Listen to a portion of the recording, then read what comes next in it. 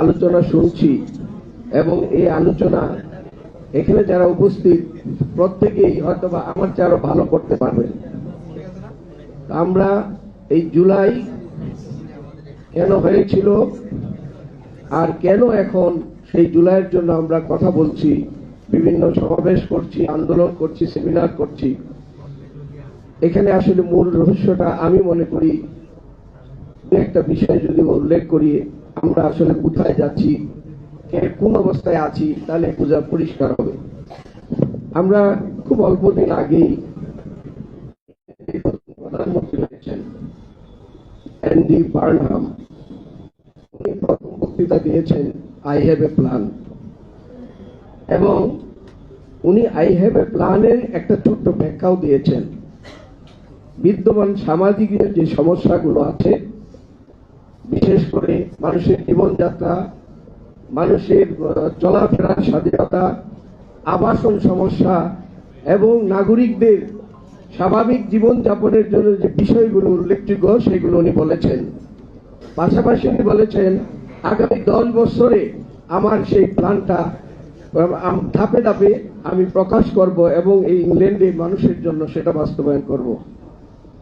আমরাও কিন্তু এমন একটা স্লোগান শুনেছিলাম প্রায় 2 বছর আগে, আই হ্যাভ এ প্ল্যান। সেই প্ল্যানটা আসলে যদি ব্যাখ্যা আমরা দেখি নাই, কিন্তু এখন যেন আমার মনে হচ্ছে সেই প্ল্যানটা এখন কোথায় যাচ্ছে। সেই প্ল্যানটা কি জুলাইয়ের মধ্যে আছে? আমরা পরিষ্কার বলতে পারি সেই প্ল্যান এখন আর জুলাইয়ের মধ্যে নাই। সেই প্ল্যান আস্তে আস্তে ফেসিবাদের দিকে চলে যাচ্ছে। এই ফেসিবাদের জন্মদাতা এবং যিনি 1919 সালে এই ফেসিজমের উপরে আন্দোলন করে ন্যাশনাল ফেসিস্ট পার্টি জন্ম দিয়েছিলেন, সে বেনিতো মুসলিনি, এবং 21 বছর উনি ফেসিবাদকে সেটা প্রতিষ্ঠিত করেছিলেন ইটালিতে। আর সেই ফেসিবাদের মূল কথা ছিল আপনার উগ্র জাতীয়তাবাদ, মত প্রকাশের স্বাধীনতা এবং রাজনৈতিক স্বাধীনতা হীন একটা সমাজ এবং সামরিক শক্তি সেখানে প্রকাশ করা।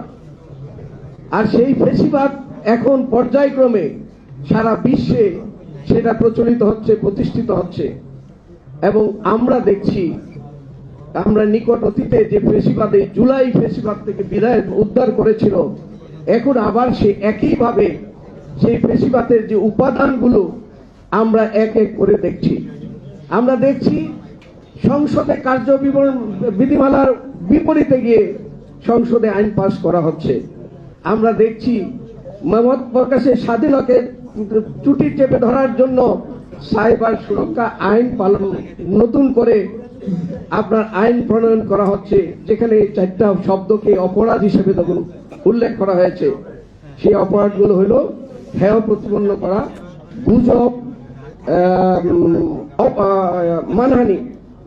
এই বিষয়গুলো যখন সাইবার প্রতিরক্ষায় অপরাধ হিসাবে আসবে, তখন এই সেই 18 সনের যে ডিজিটাল নিরাপত্তা আইন ছিল, তার চেয়ে আরো কঠিন ভাবে আপনি আমার ত্রুটি ধরা হবে, যেটা ফেসিবাদের একটা মূলনীতি।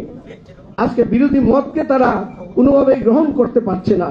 সেই বিরোধী মতকে তারা রাস্তায় বৃষ্টিতে পানিতে বসে তাদেরকে নির্যাতন করছে। আজকে চোখ উপড়ে ফেলা হচ্ছে। আজকে রাজনৈতিক ভাবে সাধারণ মানুষ যে প্রত্যাশা নিয়ে জুলাই করেছিল, সেই জুলাই বাস্তবায়নের জন্য যেখানে মানুষ বারবার হাজারি করছে, আসুন আপনি যেভাবে ভুল পথে আমাদের নিয়ে যাচ্ছেন, সেই ভুল পথে কখনো ডেস্টিনেশন খুঁজে আপনি পাবেন না বলার পরেও আমাদের বর্তমান সরকার আমাদেরকে সেই ভুল পথেই নিয়ে যাচ্ছে। সংস্কার তারা বুঝে না, তারা সংশোধন করে অতীতের মতো যে সংশোধন আমাদের রাষ্ট্রের জন্য, জাতির জন্য কোনো কল্যাণ বয়ে আনে নাই, একই পন্থায় তারা আগাচ্ছে। তাদের মূল উদ্দেশ্য হলো আবার ফেসিবাদ কায়েম করা, এদেশ থেকে বিরোধী মতকে, বিরোধী দলকে নিশ্চিহ্ন করা, এক দলীয় শাসন প্রতিষ্ঠা করা, এক ব্যক্তির মত প্রতিষ্ঠা করা এবং মানুষের আকাঙ্ক্ষাকে তুচ্ছ মনে করে নিজের মতে সামনে এগিয়ে যাওয়া। তা আমার মনে হয় সরকার ভুল করছে। আজকে যেখানে ককরোচ বলার পরে একটা বৃহত্তর দেশ আন্দোলনের চূড়ান্ত পর্যায়ে চলে গিয়েছে।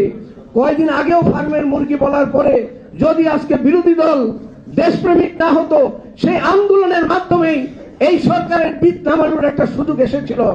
আমরা যেহেতু দেশপ্রেমিক, এই বিরোধী দলের নেতা এই বিষয়টাকে ও আমলে নেন নাই, কোন ধরনের প্রশ্রয় দেন নাই।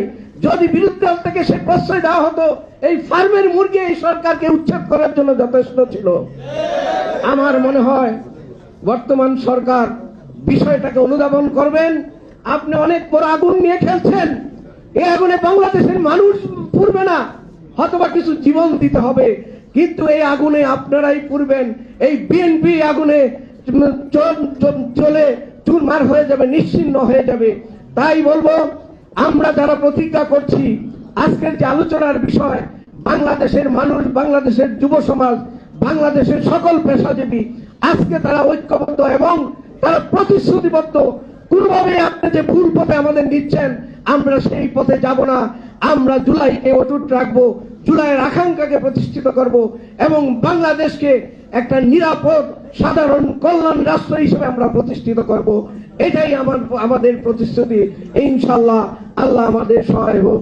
আসসালামু আলাইকুম রহমতুল্লাহ। ধন্যবাদ। সংগ্রামী বন্ধুরা, আমি আমাদের ছোট একটু আনুষ্ঠানিকতা আছে। আমরা আজকে 2 আগস্ট, আজকে শহীদ মিনারে আমাদের গতকালকে ছিল 1 তারিখ ছিল কালো লাল বেস আমাদের প্রত্যেক প্রোফাইলে করা, আর আজকে ছিল আমাদের অবস্থান কর্মসূচি। সেদিন থেকে বিশেষ করে তখন কি পরিস্থিতি ছিল এটা আমাদের আসলে বোঝানোর কিছু নাই। রাস্তা দিয়ে যে আমরা কিভাবে গিয়েছি, এবং আমি কখনো গেঞ্জি দিয়ে রাস্তায় আমাকে আপনারা কখনো কেউ দেখছেন বলে মনে হয় না। আমাকে শার্ট গায়ে দেওয়া অনেকে কেউ দেখেননি। সেদিন গেঞ্জি পরে, তারপরে মুখ ঢেকে, মাথায় টুপি পরে, তারপরে আমরা শহীদ মিনারে গিয়েছিলাম। আমরা এই জুলাই আন্দোলনে আমাদের লেবার পার্টির অসংখ্য নেতাকর্মী আমরা অংশ নিয়েছি। এর ভিতর থেকে আমাদের 2 ভাই আমাদের মাঝ থেকে চলে গিয়েছেন, আউয়াল মিয়া এবং নাইম আলাদাস, এবং অনেকে আমাদের গুলিবিদ্ধ হয়েছেন। আমরা জুলাই যোদ্ধা হিসাবে অনেককে তালিকা করতে পেরেছি, কিন্তু তারপরে অন্তর্বর্তীকালীন সরকারের সময় থেকে শুরু করে এখন পর্যন্ত আমরা বারবার সরকারের কাছে ধর্ণা দিয়েও আমরা তাদেরকে এখন পর্যন্ত তালিকাভুক্ত যাদেরকে করতে পারি নাই, যাদের অবদান রয়েছে, যারা রাজপথে অনেক বাধা উপক্রম করে তারপরে যারা অংশ নিয়েছে, তাদেরকে আমরা কয়েকজনকে আমরা সম্মানিত করব। আমি যাদের নাম বলবো তারা তাদের প্রস্তুত থাকবেন। অ্যাডভোকেট জোহরা খাতুন জুই, আব্দুর রহমান খোকন, হেলাল